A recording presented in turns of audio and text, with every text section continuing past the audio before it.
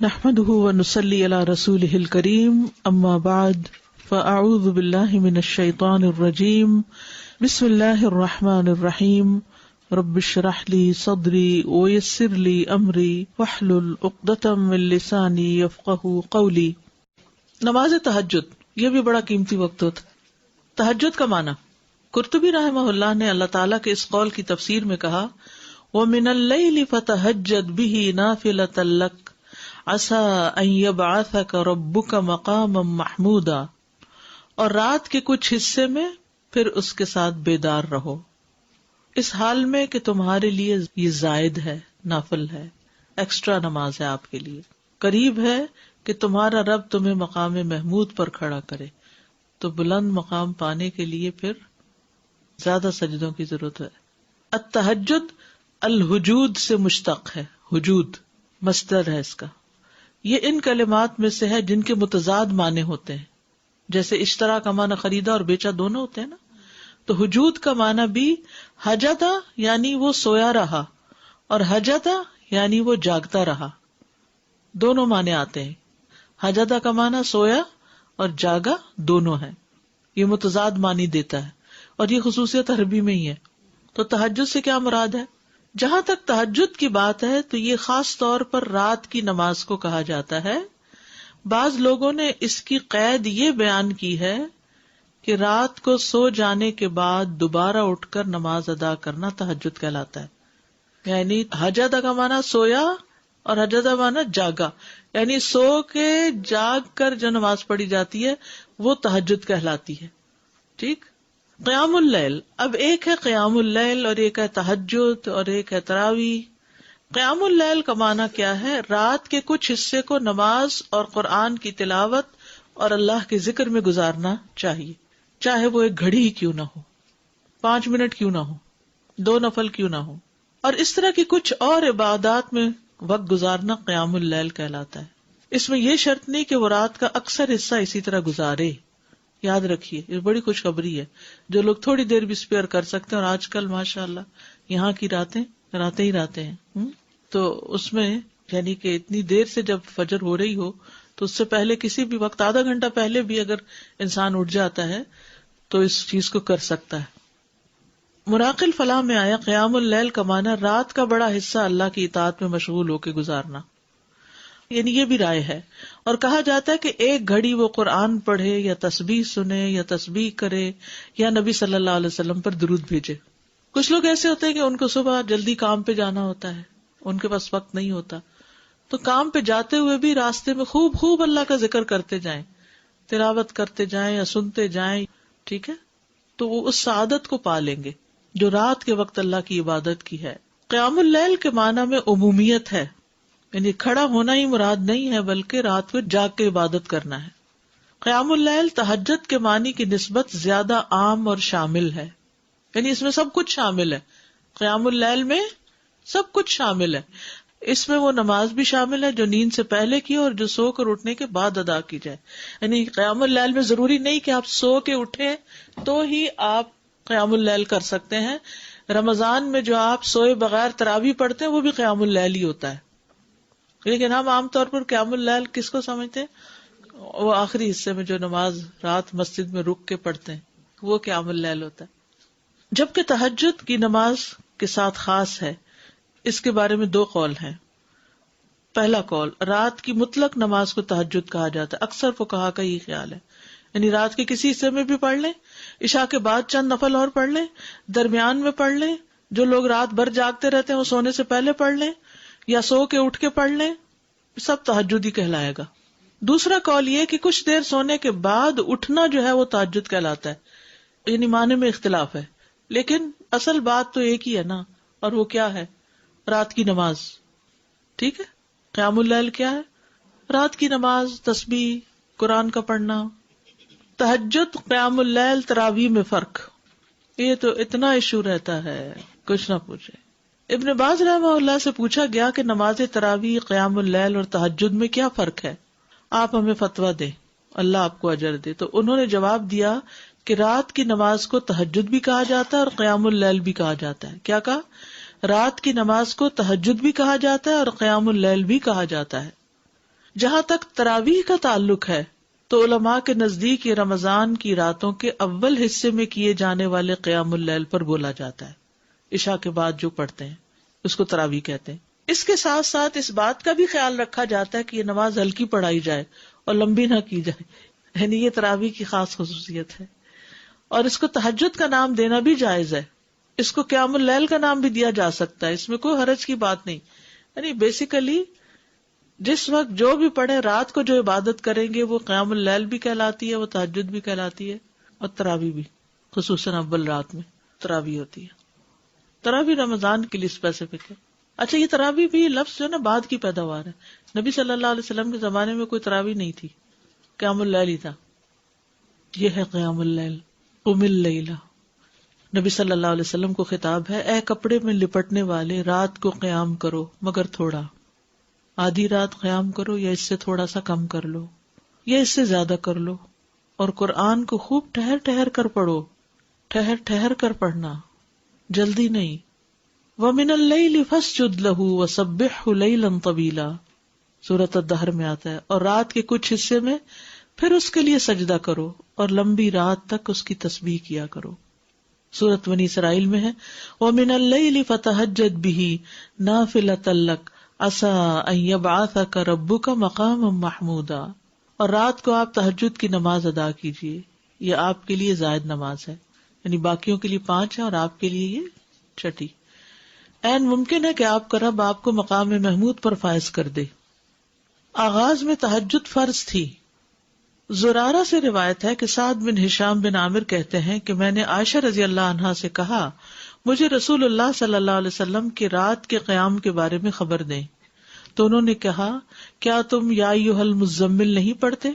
میں نے کہا کیوں نہیں؟ انہوں نے کہا بے شک اللہ عز و جل نے اس سورت کے آغاز میں رات کا قیام فرض قرار دیا تو اللہ کے نبی صلی اللہ علیہ وسلم اور آپ کے ساتھیوں نے سال بھر قیام کیا، اور اللہ نے اس سورت کی آخری آیت 12 ماہ تک آسمان پر روکے رکھی، یہاں تک کہ اللہ نے سورت کے آخر میں تخفیف کا حکم نازل فرمایا تو رات کا قیام فرض ہونے کے بعد نفل میں تبدیل ہو گیا. اس نے جان لیا کہ تم ہرگز اس کی طاقت نہیں رکھو گے، سو اس نے تم پر مہربانی فرمائی تو قرآن میں سے جو میسر ہو پڑھو، چھوٹی سورت بڑی سورت جتنا بھی. اس نے جان لیا کہ یقیناً تم میں سے کچھ بیمار ہوں گے، کچھ دوسرے زمین میں سفر کریں گے، اللہ کا فضل تلاش کریں گے، بزنس ٹرپس، اور کچھ دوسرے اللہ کی راہ میں لڑیں گے. بس اس میں سے جو میسر ہو پڑھو اور نماز قائم رکھو اور زکوٰۃ دو اور اللہ کو قرض دو، اچھا قرض دینا.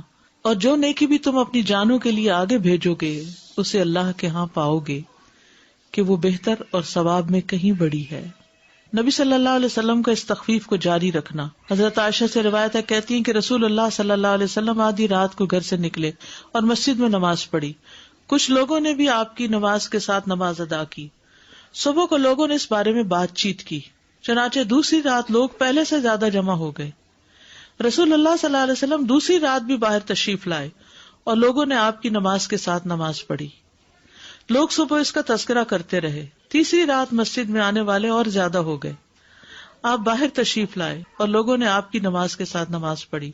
جب چوتھی رات ہوئی تو مسجد نمازیوں کے لیے تنگ ہو گئی اور رسول اللہ صلی اللہ علیہ وسلم نکل کر ان کے پاس تشریف نہ لائے. تو ان میں سے کچھ لوگوں نے نماز نماز پکارنا شروع کر دیا، لیکن رسول اللہ صلی اللہ علیہ وسلم باہر ان کے پاس تشریف نہ لائے، حتیٰ کہ آپ فجر کی نماز کے لیے تشریف لائے. پھر جب فجر کی نماز پوری کر لی تو لوگوں کی طرف متوجہ ہوئے، پھر شہادتین پڑھ کر فرمائے خطبہ دیا، اما بعد، آج رات تمہارا حال مجھ سے مخفی نہ تھا، یعنی مجھے پتا تھا تم انتظار کر رہے ہو، لیکن مجھے ڈر ہوا کہ رات کی نماز تم پر فرض نہ کر دی جائے، پھر تم اس کی ادائیگی سے عاجز آ جاؤ، تو اس لیے میں نہیں نکلا. کتنا خیال تھا کہ امت مشقت میں نہ پڑے، ورنہ اس وقت کے لوگوں کی تو ہمتیں اور تھی، شوق میں وہ پڑھ لیتے اور پھر ہم سب پر بھی ایک ذمہ داری عائد ہو جاتی.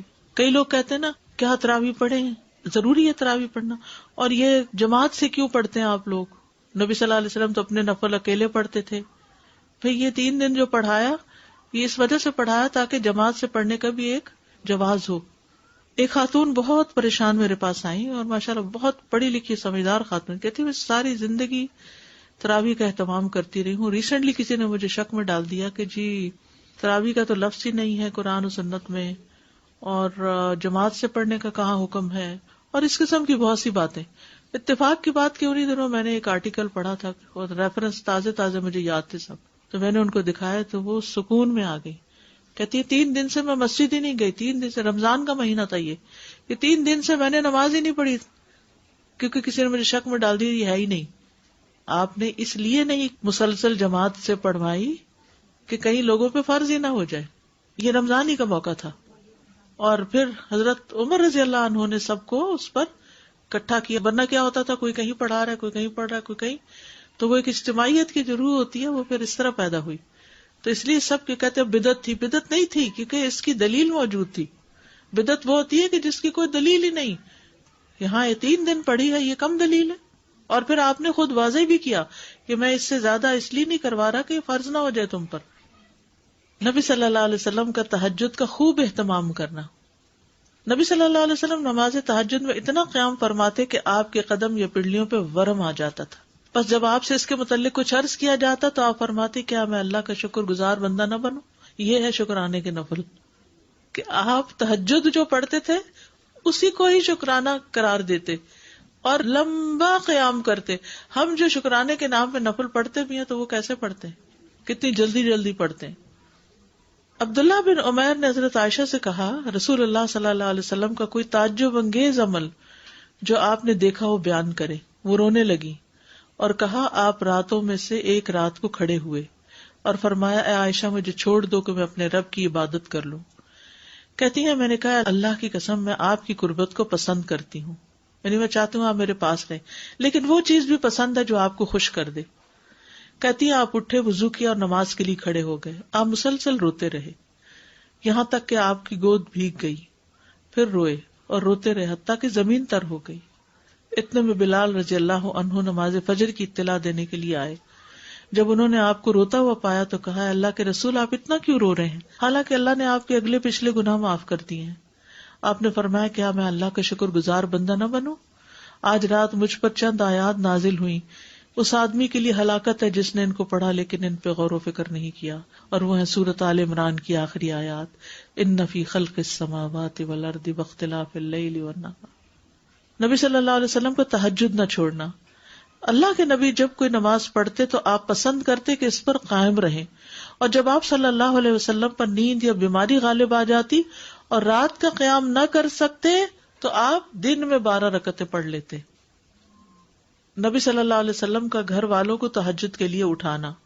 حضرت علی بن ابی طالب رضی اللہ عنہ سے روایت ہے کہ رسول اللہ صلی اللہ علیہ وسلم رات کے وقت میرے اور فاطمہ کے پاس تشریف لائے اور ہمیں نماز تہجد کے لیے جگایا.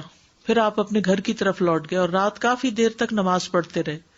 تو آپ نے ہماری طرف سے کوئی آہٹ نہ سنی تو دوبارہ ہماری طرف تشریف لائے اور ہمیں پھر جگایا اور فرمایا دونوں اٹھو اور نماز پڑھو، جیسے ہم اپنے بچوں کو کہتے ہیں. میں آنکھیں ملتا وہ اٹھ کر بیٹھ گیا اور کہہ رہا تھا اللہ کی قسم بے شک ہم تو وہی نماز پڑھیں گے جو اللہ نے ہماری قسمت میں لکھی. یقیناً ہمارے نفس اللہ کے ہاتھ میں، وہ اگر چاہے گا کہ ہمیں اٹھائے تو ہمیں اٹھا دے گا. کہتے پھر رسول اللہ صلی اللہ علیہ وسلم اپنی ران پہ ہاتھ مارتے ہوئے تشریف لے گئے اور فرما رہے تھے ہم وہی نماز پڑھیں گے جو اللہ نے ہماری قسمت میں لکھی. وَكَانَ الْإِنسَانُ أَكْثَرَ شَيْءٍ جَدَلًا. حقیقت یہ کہ انسان سب سے زیادہ جھگڑالو ہے، یعنی ہم ہمیشہ اپنے لیے کوئی نہ کوئی دلیل تلاش کر لیتے ہیں جب ہم نے کوئی کام نہیں کرنا ہوتا. آخرت کی فکر کے لیے رات کو جگانا. ام سلمہ بیان کرتی کہ نبی صلی اللہ علیہ وسلم ایک رات بیدار ہوئے تو فرمایا سبحان اللہ، آج رات کس قدر سنگین فتنے نازل ہوئے اور کس قدر عظیم خزانے اتارے گئے. کون ہے جو ان حجروں میں سوئی ہوئی عورتوں کو بیدار کرے؟ اپنی ازواج کی طرف اشارہ تھا. بہت سی عورتیں جو دنیا میں لباس پہننے والی ہیں آخرت میں برہنہ ہوں گی، کیونکہ بغیر لباس کے اٹھیں گے نا سب. لوگوں کو تہجد کی ترغیب دلانا، یعنی اپنے گھر والوں سے شروع کیا اور اب عام لوگوں کے لیے بھی. ابی ابن کعب فرماتے کہ جب رات کا تہائی حصہ گزر جاتا تو رسول اللہ صلی اللہ علیہ وسلم اٹھ کھڑے ہوتے اور فرماتے اے لوگو اللہ کو یاد کرو، اللہ کو یاد کرو، سور پھونکنے کا وقت آ گیا ہے. پھر اس کے بعد دوسری مرتبہ بھی پھونکا جائے گا. موت اپنے پیش آنے والے حالات کے ساتھ آ پہنچی، موت اپنے پیش آنے والے حالات کے ساتھ آ پہنچی، یعنی موت قریب ہے، تیاری کرو، یہ مطلب تھا. سلف صالحین کا نوجوانوں کو تہجد کے لیے اٹھانا. محمد بن یوسف کہتے ہیں سفیان ثوری رحمہ اللہ ہمیں رات کو قیام کرواتے اور کہتے اے نوجوانوں قیام کرو، جب تک تم جوان ہو نماز پڑھتے رہو، اگر تم آج نماز نہیں پڑھو گے تو کب پڑھو گے. ابن عمر کہتے ہیں عبادات میں سب سے پہلی عبادت جس میں کمی آتی ہے وہ رات کو تہجد کی نماز ہے اور اس میں اونچی آواز سے قرآن پڑھنا ہے. تو یہ جو نوجوانوں کو پڑھانا ہے نا، ہمارے بچے تو فرض نماز بھی مشکل پڑھتے ہیں تو تہجد کا پڑھیں گے. اللہ ماشاء اللہ کچھ بچوں کو تو اللہ تعالیٰ توفیق دیتا ہے اور وہ جوانی میں ہی پڑھنا شروع کر دیتے ہیں. ہمیں یاد ہے کہ ہمارے والد ہمیں اس بات پہ اجازت دیتے تھے کہ اپنے فرینڈز کو رات کو اکٹھا کر لیں اور رات جاگ کر نمازیں پڑھیں. تو اکیلے اکیلے پڑھنا مشکل ہے تو ان کا مقصد یہ ہوتا تھا کہ ہم مل کے، وہ اکثر بچے کہتے ہیں سلیپ اوور کے لیے جانا ہے یا فرینڈز کو بلانا ہے، تو ہم ٹوٹل نہ کر دیتے ہیں. تو اس میں یہ ہے کہ اپنے گھر پہ بلا لیں اور ان سے کہیں کہ مل کے تہجد پڑھیں، اور ٹھیک ہے کچھ اور گپ شپ بھی، لیکن آپ دیکھیے کہ پھر ہوتا کیا ہے عام طور پر تو پھر کھیل تماشے ہی ہوتے ہیں اور کھانا پینا. جی قیام نائٹ نہ ہونے سے بہتر ہے اگر تھوڑا سا بھی 2 رکعتیں بھی پڑھ لینا کہیں اور جا کے رات گزارنے سے تو بہتر ہے کہ مسجد میں تو ہے نا. وہ فار لائف اس کی ہیبٹ بھی بن جاتی، پھر انسان کو چھوڑنے کو دل نہیں چاہتا اس چیز کو. دین کا کام جو لوگ کرتے ہیں نا ان کے لیے بہت ضروری ہے کہ وہ ایکسٹرا نماز پڑھیں. اگر رات کو کسی وجہ سے نہیں پڑھ سکتے تو دن میں پڑھ لیں، لیکن صرف فرض پر نہ رہیں، نوافل ضروری ہیں.